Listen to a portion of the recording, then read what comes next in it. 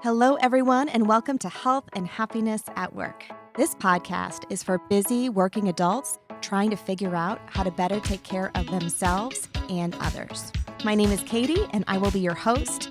We are here today because adulting is hard and because busy working adults spend more time at work than anywhere else. We're going to have real conversations about real life and, most importantly, swing into action on the biggest opportunities. We're going to talk about ways to layer health, fitness, and wellness directly into your workday so that you feel fantastic. I cannot wait to dive deeper into each of these topics related to health and happiness. You are not alone. All right. Hello and welcome everyone to episode 8, and we are in season 2. Today we are focusing on what I'm calling values, virtues, and strengths. Oh my. I feel like when you say things in threes, you have to add oh my at the end.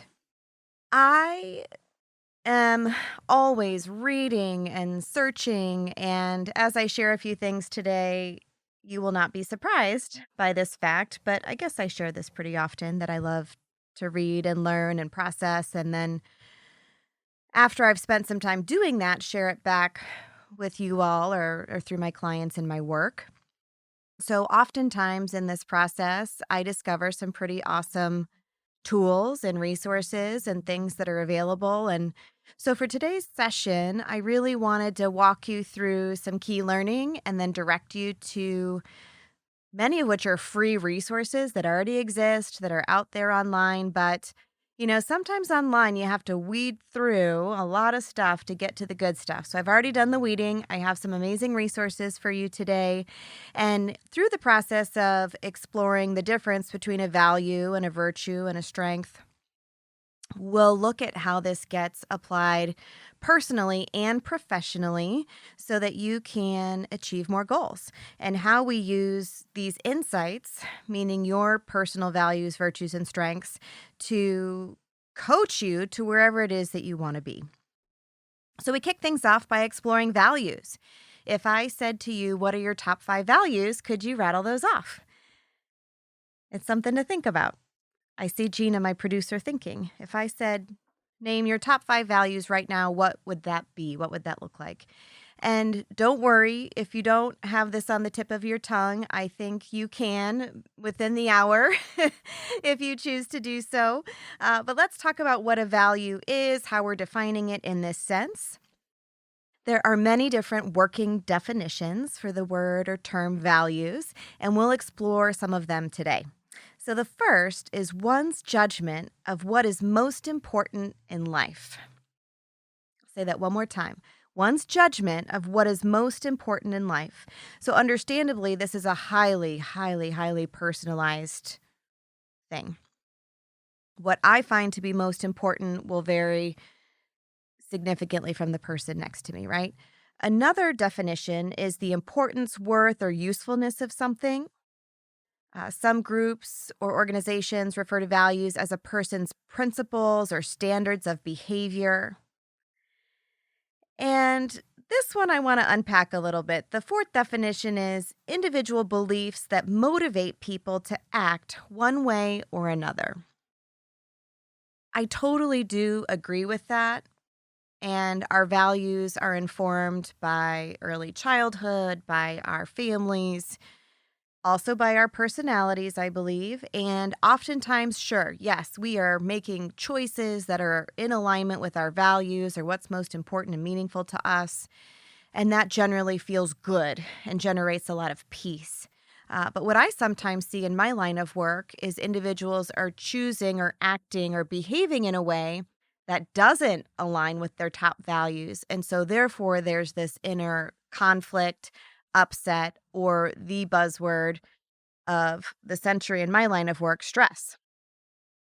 So assessing values, taking the time to reflect on values and getting clear on what those top values are is really imperative if we're looking to address stress and this overabundance of stress.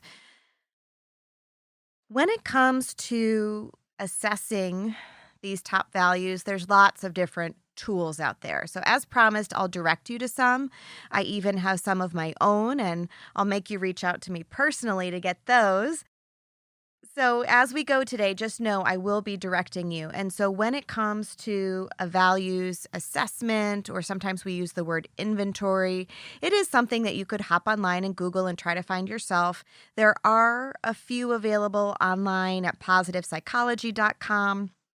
If you are a raving fan already of Brene Brown, if you go to her Dare to Lead Hub, there's also a free download PDF. It's incredibly robust. I have a copy of it right here with me, and I think there are over 100 values on this list.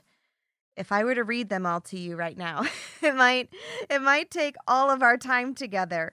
But I think the important thing to know with values is that you can write and draft and add your own, right? So it's not like there are only this fixed certain amount of values. There are many. There's a tool I use in my business, specifically when I teach on stress. I have that one in front of me too. And the one that I'm currently using, it has a list of 36. So how about I share those with you just so you can wrap your head around some ideas of common values. Achievement, advancement, adventure, aesthetics, autonomy. We're going in alphabetical order here. Caring, challenge, change and variety, competition, cooperation, creativity, economic security, excitement, family happiness, friendship, health, helping others, helping society, inner harmony, integrity, intellectual status, knowledge, leadership, leisure, location, loyalty, pleasure, power, precision, responsibility or recognition, stability, spirituality, time freedom, wealth, and wisdom. So, no shortage of amazing things to celebrate that may be important to you. And again, you can listen to this list, you can seek out other lists. Some of the surveys ask questions, and based on how you answer the questions, it will assign a value to it. The example that I just gave of the tool that I use, it's just simply a list of the values, and the ones that speak to you, you circle, highlight, etc. So some of these assessments are more involved than others. So it's really up to you what you choose to use. Sometimes I like to keep it super simple. And so this makes it really easy to implement in the workday where I'm spending a lot of time doing training and facilitation.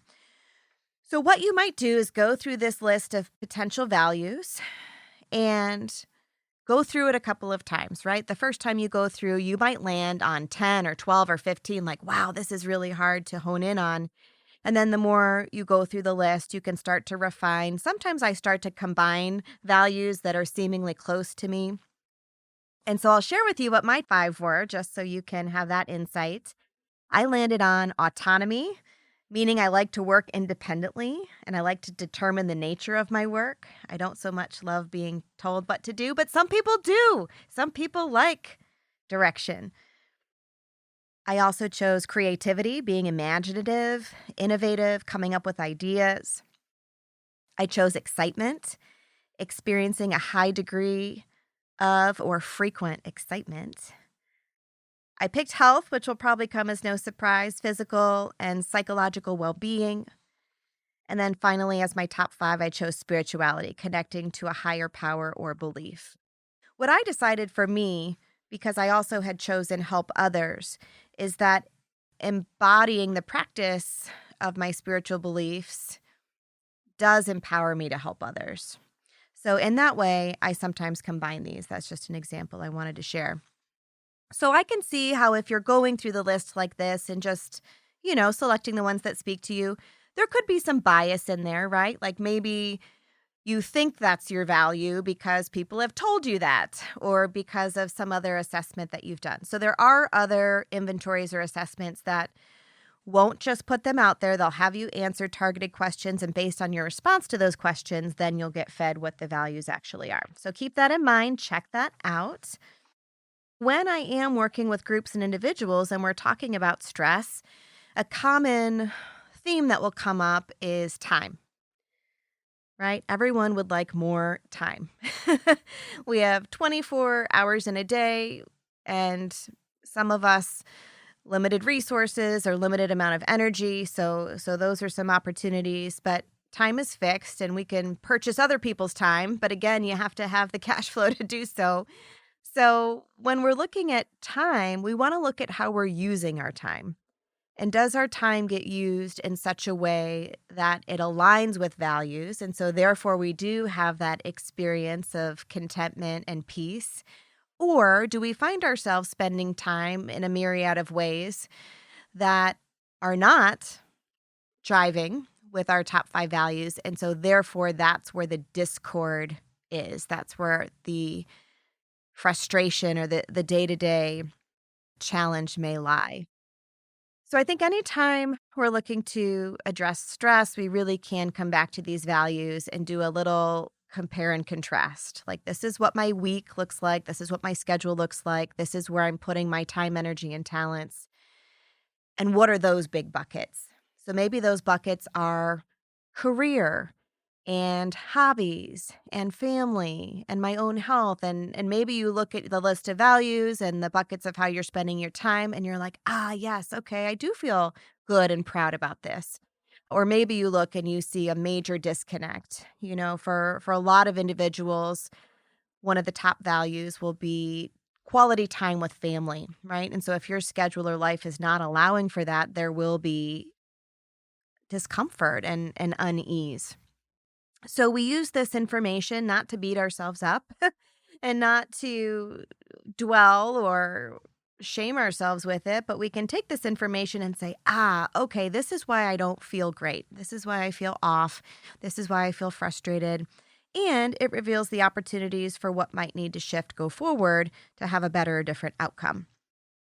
So this actually comes up a lot in my line of work, not only when we're teaching about stress and resiliency, but also when we're looking at things like happiness and positive emotion and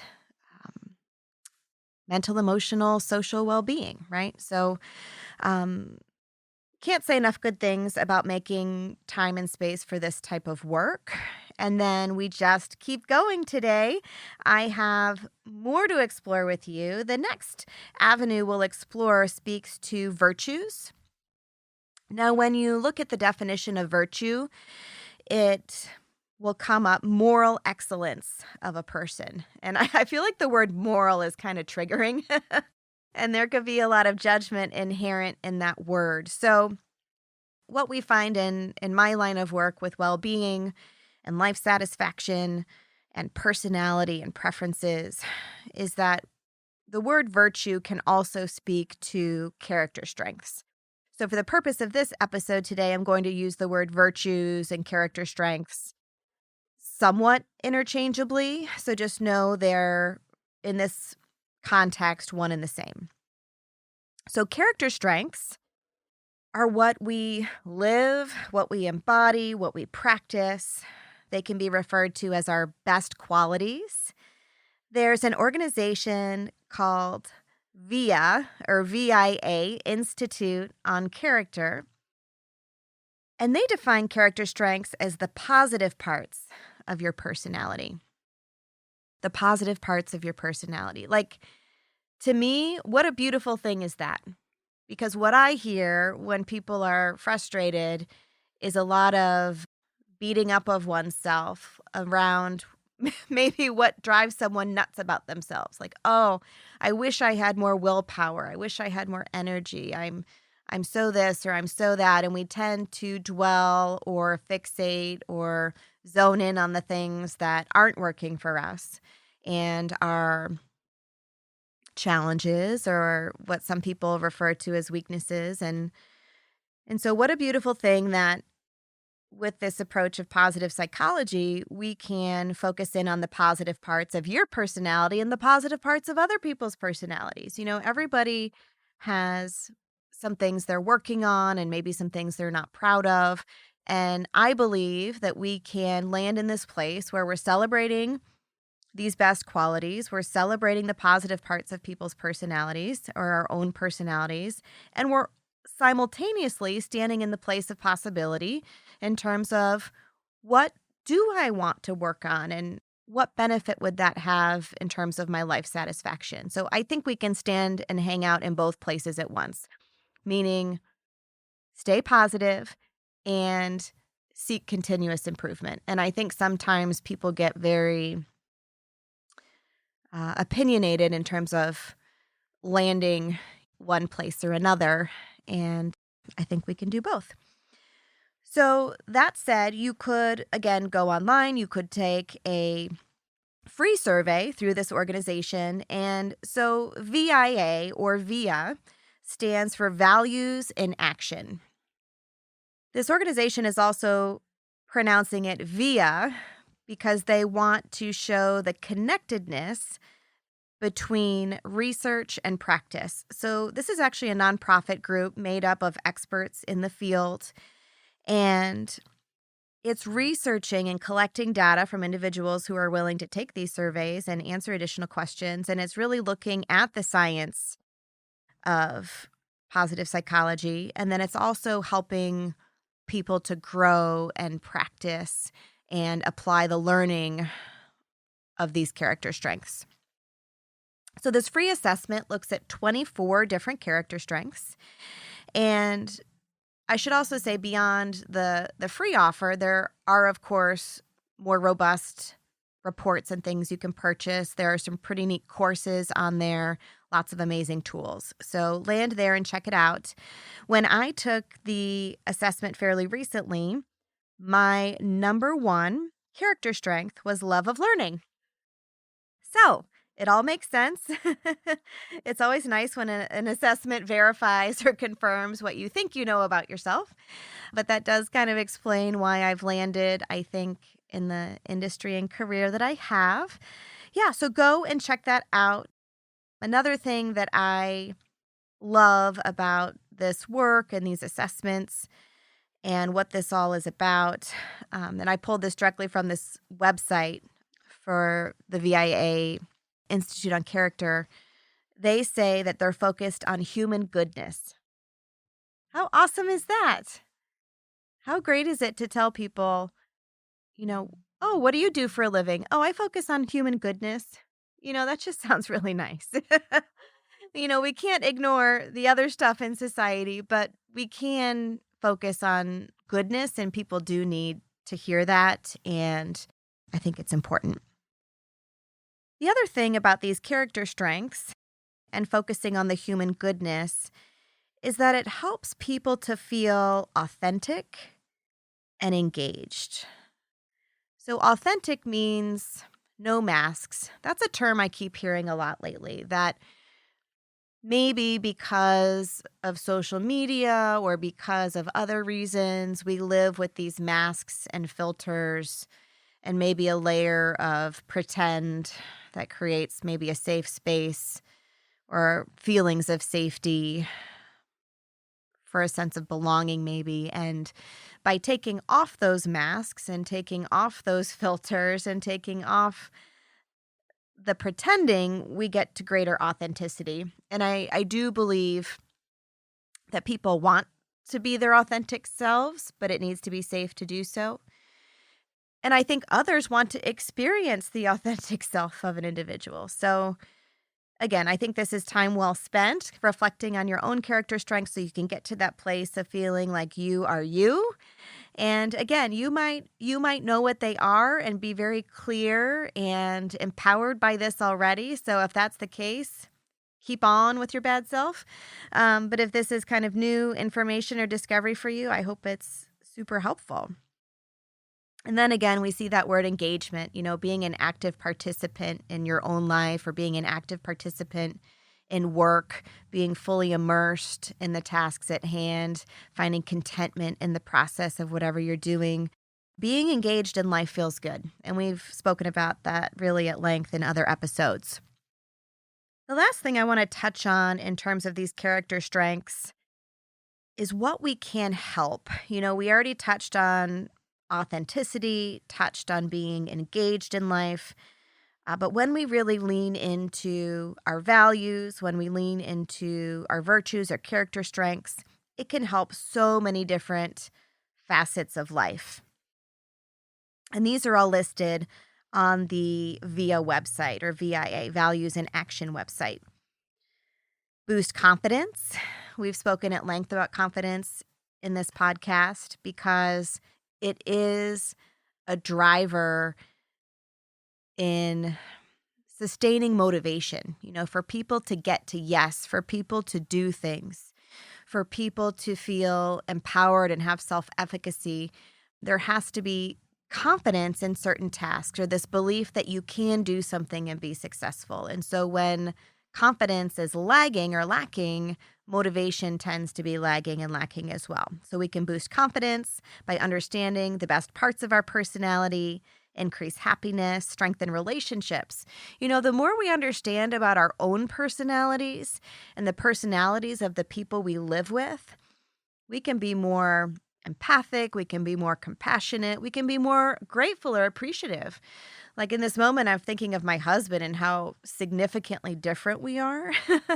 But I do believe that is some of what makes opposites attract. There can be moments where it drives you a little nutty, but then you pause and think, okay, this is also really amazing because I'm not this way.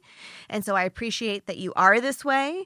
And so it really can strengthen and change relationship dynamics. And this is not just romantically, but gosh, everywhere. When we're aware of the best parts of our personality and our strengths, we can manage problems better. We can resolve conflict. Some people are more conflict adverse than others. It's way more comfortable to avoid than to face things head on. But gosh, wouldn't it be empowering to know that you can resolve a conflict if you need to? Because you know and understand yourself and because you're dialed into the person you're working with, you can use those insights to get through the yucky stuff. Reduction of stress is cited on here, and we've already spoken about that. Accomplishing goals, we'll talk about that quite a bit at the end of today's episode. We can build meaning and purpose, which are key drivers to well-being. And we can improve workplace performance. And who doesn't want to do well at work? We might not always focus on it or admit it. It can be a tough thing to admit if you feel like you're not nailing it at work. But everybody, I do believe, wants to feel appreciated at work and feel like they're doing a good job. So by better understanding the best parts of our personalities, our best qualities, we really can, I think, be an advocate for ourselves in the workplace and workday too. Like if you're really set up for success to take on a certain project or initiative or contribute in a certain way, I anticipate it will build that confidence and empower you to speak up a little more and have an influence then on what your workday looks like. Next, I wanted to talk about what I'm loosely calling other strengths because there are other assessments out there. There are other ways to explore this.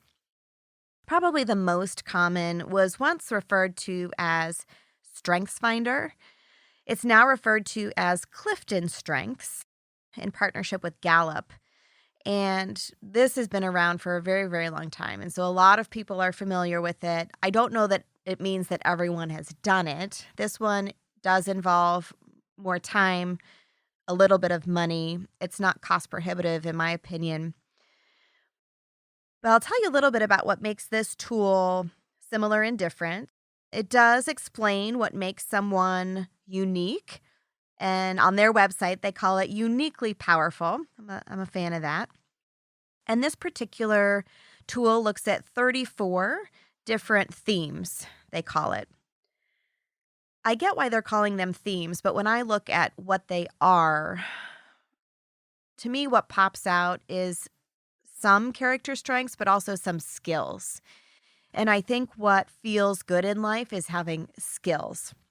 When you have skills, you're empowered. When you have skills, I think about being like this little ninja of like, ooh, I can do that. I know how to do that. I have tools in my tool belt for that. So I think that's a nice way to think about this. When you purchase certain books, sometimes there will be a code that you can redeem at this website and take the Clifton Strengths Assessment. There are books dedicated just to this, but then also sort of partnership books that offer that. And so when and if you do it, you will then receive your top 5 themes, as they call them. This kind of blew my mind and is almost unbelievable to me. But according to the researchers at this organization, the odds of your top 5 strengths being in the same order as someone else is 1 in 33 million. I'm like, what? That can't be right. But there are 34 strength themes, and then everyone gets a top 5 after answering over 100 questions, almost 200 questions. And so they're saying the odds of these shaking out in the exact same order for 2 people with that volume of questions is 1 in 33 million. And so I was like, okay, that does feel special. That does feel unique. That does feel exciting. So they also call these themes ideas for action. I think that's what makes this tool maybe the most compelling is that when you do spend a little bit of money or when you do pick up the book, you are receiving many, many, many different ways to apply the insight. And to me, knowledge is great. Understanding certain things about yourself is great, but being able to apply that knowledge like instantly is a game changer. So these themes, when you receive your top 5, are what you naturally do best. So I'm a little bit of a nerd. I keep this on my desk. I'm going to own my nerdiness. I love my nerd. And so here's my top 5. My top 5 are number 1, ideation. Number 2, individualization. That's a lot of syllables. Number 3, strategic. Number 4, learner. That jives with my other assessment. Number 5, significance. And there was a point in time, I don't know, it was probably like 7 years ago, where I spent a lot of time looking at this, taking the assessment, understanding myself. And here I am 7 years later, and I'm still excited to do it again. I'm still feeling like, you know what? I think it's time. One of my goals for this month is to write a professional development plan for myself. There are a lot of things I want to do. When I say things, trainings, certifications, courses that I want to do, that I want to accomplish, and I'm trying to map out the most strategic order in which for those to unfold and also do it in such a way that financially will work. And then how does one credential build upon another? And sometimes in doing that, my continuing education credits will satisfy other renewals and that type of thing. So there is a bit of a strategy, I think, to professional development. So I'm choosing to do this again this spring, but then I'm also going to apply it to that plan and kind of walk through that all again. And then I don't want to be so dramatic as to say that I'm having a midlife crisis, because it's really not a crisis. I feel like I'm having a midlife curiosity about the back half of my career. And I say back half because, I don't know, I'll be 43 next month. So let's say I work into my 80s. That's a good goal, right? Keep my brain young. I really do want to keep working a long time, not burn myself out or grind, but I am passionate about a lot of things, and I would like to stay working for a variety of reasons. Maybe not full time. Maybe it'll look lots of different ways. But anyhow, I digress. I really am trying to think through what direction I want to go, because I think I want to create a little more focus. If you've listened to me in past episodes, there's a lot of different topics I'm interested in, a lot of different ways, we can choose to focus our careers, especially with health and well-being and what I might do with continuing education. It could look a lot of different ways. So anyway, that's where I'm at. That's, I think, what got us here recording today. But now what? Now what do we do with this information? Why did I take you on this journey thus far? Well, I kind of shed light on this early on. Strengths-based coaching is a thing. And in the way that I was trained to become a coach, it was heavily influenced by sitting down with the individual and asking them to share their interpretation of their strengths. And it didn't need to be necessarily related to the goal at hand, it just needed to be authentic. And then we take those strengths and we look at the goal at hand and we say, how do we take those strengths to get to this goal, even if it's seemingly unrelated? So I'll just use myself as an example. One of my top strengths came back as love of learning. So say my goal is to start eating healthier. And say I'm going through my list of strengths and there's nothing in there that seemingly ties to nutrition. Love of learning absolutely ties to that, right? Because if I love learning, then I might like taking a cooking class, or I might like trying a new recipe and learning as I go and trying new things. Love of learning means I'm open to receiving education and mentorship from others. So you can take any strength and apply it to the goal at hand, even if it's seemingly unrelated or maybe doesn't tie perfectly. So coaches and consultants use this information seeking to understand what the values are, seeking to understand what the character strengths are, seeking to understand what skills are in the tool belt. And then we use this information to guide conversations, to guide discoveries. And guess what? You can do that too. So you as an individual listening today, you can do all of this self-discovery yourself if that's how you choose to approach it. Or you can do this work, take these assessments and take that insight and those discoveries to someone and say, hey, can we work together on this? I need to bounce some ideas off someone. I need to talk it out, and so that could be your therapist, that could be your coach, that could be your husband, that could be your boss, right? Think about how empowering that is. If you're in a job that's seemingly mundane and you're thinking about leaving and you're frustrated or you're burnt out or your work doesn't seem important or meaningful, and you take the time to uncover some of this information and then you proactively go to them and say, hey, I'm realizing that I am really good at this, and I think that would bring me a lot of job satisfaction. I'm pretty sure a manager would be like, okay, that was an awesome conversation. So we can be empowered and we can be proactive. And I think we can approach other people in our lives and say, hey, this is what I've discovered about myself, and this is what I would like to do go forward. Staying connected to these values, these virtues, these character strengths and other strengths, these attributes can put a lot of pep in your step, not only at work, but in life, in your day to day. And it can inform so many decisions.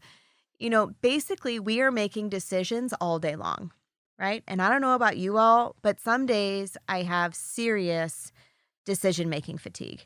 Like to the extent I can't even decide what to have for dinner because I'm done making decisions for the day. And this was a really powerful testimonial. I was leading a program I developed called Stress Mastery for Life, and we did the week or the session focused on values. I had people do the values inventory, and this woman came back the next week and she said, oh my gosh, I can't thank you enough. This came at like the ideal time for me. She said, I was facing this really, really big decision. And she said, I was feeling overwhelmed. I was unsure. I didn't know what I was going to do. She said, literally, by the time I finished doing that simple values assessment, I knew precisely what decision I wanted to make. So when you are clear on what's most important to you, aka your values, decision-making becomes incredibly easier. And how awesome does that sound? And listen, I'm not sitting here pretending that I have it all figured out all the time. I will say I'm sitting here with a willingness to learn and grow and discover and figure it out myself as well. And so, I am someone who is working on boundaries quite a bit.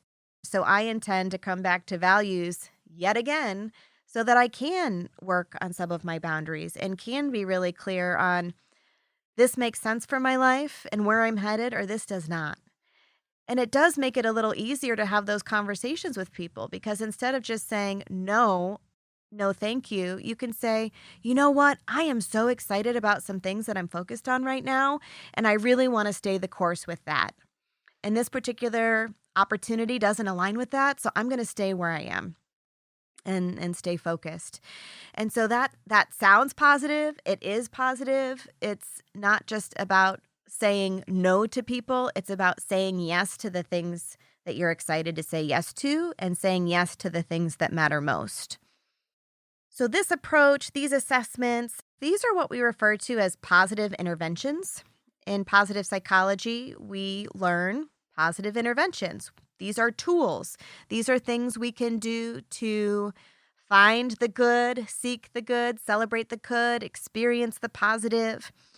And so positive interventions are intended to support positive emotion. And guess what? Positive emotion feels good. People are seeking positive emotion by doing lots of things in life.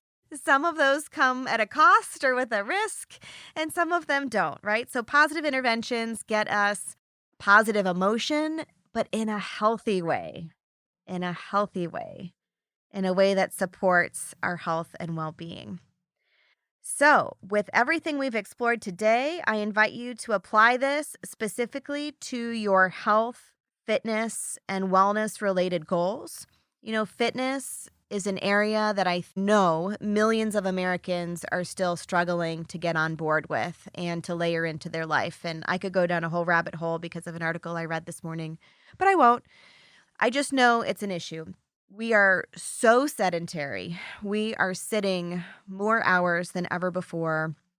And so America would benefit from getting up, getting in motion, more movement in the day. So as you're sitting here thinking about your health or fitness or movement related goals, use these strengths, use these values. Here's another example.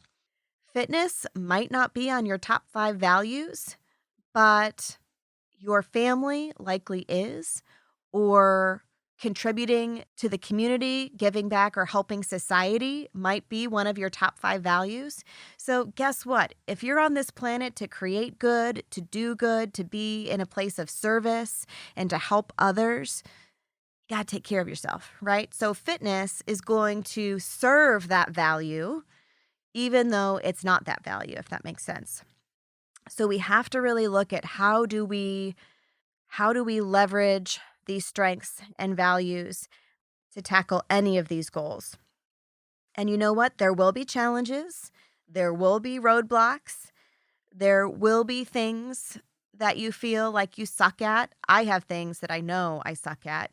And I'm really working on saying to myself, Katie, I love you for sucking at that. Like, it's okay. This whole process and all of these tools are a reminder that there is human goodness in each of us, and we don't have to be awesome at everything. We can celebrate what we are awesome at doing. And of course, we can simultaneously improve on other things, but it's okay to suck sometimes. And again, we have these positive interventions to kind of course correct when we get in the lane of feeling like we suck. We can kind of pull ourselves out. So I like this visual that we can put ourselves back in the driver's seat. Put yourself back in the driver's seat of life when it comes to making decisions about your personal life, when it comes to making decisions about your work. If you are a leader, manager, employer, all of this learning oftentimes is used already through human resources or in the workplace. But hey, maybe it isn't being leveraged and used in such a way that it could be to maximize results. If you have kind of gotten away from celebrating strengths or using these tools in the workplace, I would pitch it as a positive intervention. Go to your company owner, CEO, decision maker, leadership team and say, hey, you know what? What the world needs now is more positivity. And there are positive interventions. There are positive choices that we can make to focus on the good. I was just thinking about this the other day. In healthcare, we talk a lot about risk factors, and we don't talk a lot about protective factors. And so we have through the study of positive psychology, not only these positive interventions, but we have a way to protect people. And that's really important. So think about all of this work as protective factors, ways that we can positively support ourselves and others and be empowered, like massively empowered along the way. So that's all I have for today. If at any point you would like to receive something that I've mentioned, a copy of something I'm referencing, if you would like to connect, if you would like to give feedback, if you would like to actually give me some ideas for what you want to hear about more, all of that is welcome. So you can do so at Katy, Katy, at wellnesscollective.com. I'd love to connect with you on LinkedIn. You can find me on social. And be well. Thank you for listening. I'll talk to you soon.